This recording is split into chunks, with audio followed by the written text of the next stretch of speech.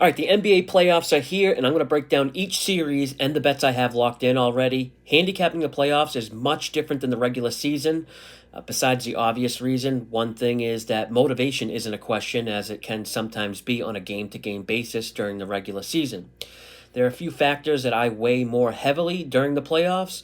Which team is better defensively? We see it every year. Defense wins championships. Another one is which team has the coaching edge. In the best of 7 game series, it's all about adjustments and exploiting matchup advantages. Coaching matters a lot more when playing the same team on consecutive nights. Experience, also a big factor and something I look for when picking which teams to advance. There are a few other factors that I'll discuss as well, but let's get into the series breakdowns. First series up, let's look at Bucks Pacers. Pacers favored of minus 160 in the series. Using the betting network cheat sheet odds converter, minus 160 converts into an implied probability of 61%. 61.5% to be exact. So that's the odds makers saying the Pacers win this series 61% of the time. Do you agree with that or disagree? That should be your starting point or the first question you would ask when evaluating a series. You can download this odds converter cheat sheet inside the Betting Network Discord. The Bucks should be extra motivated here as they do have playoff revenge. The Pacers knocked them out of the playoffs last year. One thing I like to ask myself when looking at a series is which team will have the best player on the court.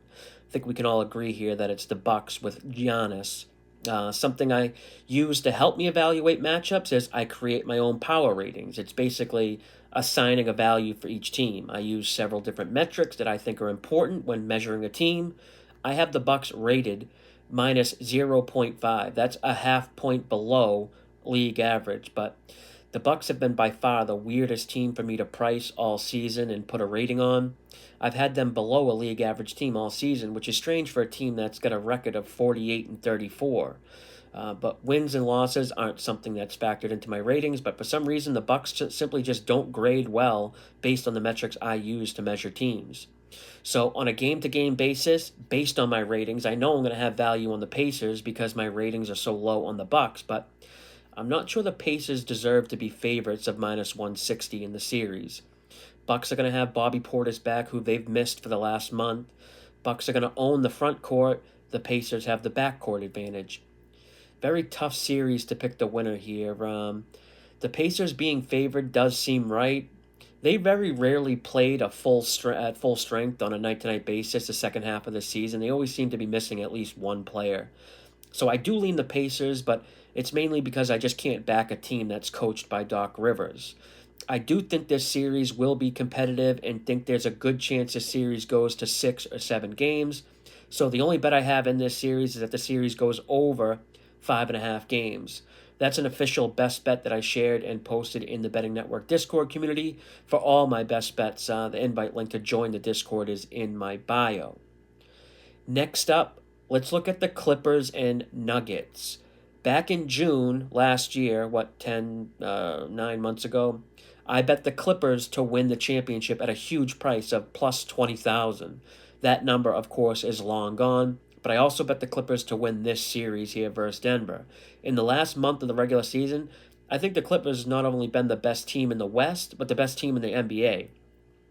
Clippers are 7-0 in April, 17-3 in their last 20 games, and 2 of those losses were to the number 1 seeded Cavs and Thunder. They lost to the Cavs by 5 points and to the Thunder by only 2 points. Denver, on the other hand, is 11-11 since March 1st, and they just fired their head coach. Now, I'm not a big fan of Clippers head coach Ty Lue, but him versus David Adelman, who's been an NBA coach for less than 2 weeks, the Clippers probably have the coaching edge here. After all, Ty Lue did win a championship with the Cavs. But maybe the biggest advantage here for the Clippers is on the defensive end. I have the Clippers with the second best overall defense in the league and the Nuggets 15th. Nobody on Denver really plays defense consistently besides maybe like Aaron Gordon. And the Clippers with Zubac, who has turned into a really solid defender, can minimize Joker's dominance or at least limit him from taking over games, I think. James Harden's playing great. Norman Powell has been great. He's the X factor in this series, in my opinion. Clippers have depth that the Nuggets don't have. And today's version of Jamal Murray isn't the same one from Denver's championship run, even though I'm sure he has a chip on his shoulder going into this series with people kind of counting the Nuggets out. Now, I have the Clippers to win this series. It was the first series bet I made. They opened as small underdogs in the series. They're currently small favorites. I was thinking about waiting till after game one of the series to bet the Clippers because in game one of the first round, home teams win 71% of the time. So there's a good chance Denver does win game one, but I think the Clippers win the series. Clippers would probably move to like plus 160 or plus 175 on the adjusted series odds after game one if they were to lose. Moving along, next series up, let's look at the Pistons Knicks. Don't have much in this one. Knicks are big favorites in this series, and rightfully so. This is going to be the first playoff series for a lot of the Pistons players, and for it to be in Madison Square Garden is pretty tough. There is a big experience edge for the Knicks, and I think that could be the big difference in this series, and it's probably the big reason why the Knicks are such big favorites at minus 360. Knicks did make a little playoff run last year. Now they added Cat, who has playoff experience himself, and the Knicks are a team that I feel has like another gear they can kind of switch into for the playoffs, and the Pistons are probably a team that played to their ceiling level just to avoid the play-in tournament. Now, with all that said, when these series odds came out, I did make a very small bet on the Pistons at plus 330 in the series. I thought that price was just too high. I don't think the Pistons will win, but at plus 330, it was worth a small flyer in my opinion.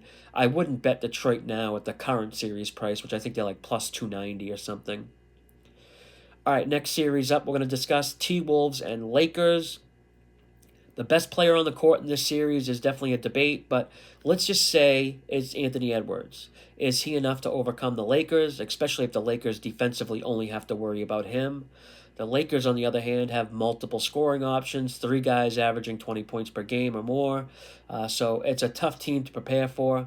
I think Minnesota has taken a step back from last year's team, and that would probably be true at any point during this season, but as of right now, I have them rated extremely close to last year's team, and it's because of their last 20 games. They seem to improve dramatically on both ends of the floor. They went 17-3 during that span in their last 20 games. I just worry about Minnesota's ability to score if Ant goes cold. Rudy Gobert can disappear and way too often, or he can be played out of the series. LeBron and Luka are just going to be too much, I think. And one thing I like to ask myself before a series is which team will be able to win a game on the road. I think that's the Lakers. LeBron and Luka are the type of players where it doesn't really matter if they're home or away. I like the Lakers in this series, but haven't bet anything here. All right, next series up. Let's look at Warriors-Rockets. This might be the best series or the most competitive series. Golden State is minus 170 favorites in the series, which is very rare to see a lower-seeded team without home court advantage as the favorite. But I do agree with them being favorites here. Based on my ratings, I have Golden State rated 3.5 points better than the Rockets if they played on a neutral court. No question the Rockets have to feel a little disrespected as the number 2 seed with home court advantage and being underdog like this. The defensive advantage is extremely close here. Neither team really has one, depending on what metrics you consider. It's pretty close to even. Coaching matchup between Kerr and Udoka is also extremely close. The experience edge obviously goes to the Warriors. They're also the much older team, which in the playoffs where there's no back-to-back games, which obviously helps both teams, but I do think it helps the Warriors more. My concern here with Golden State is that this is likely to be a very physical series, and will the health of Curry or Jimmy Butler's knee hold up? There's a bunch of different bets I had circled for this series. I was looking at betting the Rockets at plus 1.5 games in the series. I also like the over 5.5 games in the series, but at minus 200 odds to bet over 5.5 games just seems like too much. Odds makers definitely expect this to be a competitive, hard-fought series, though.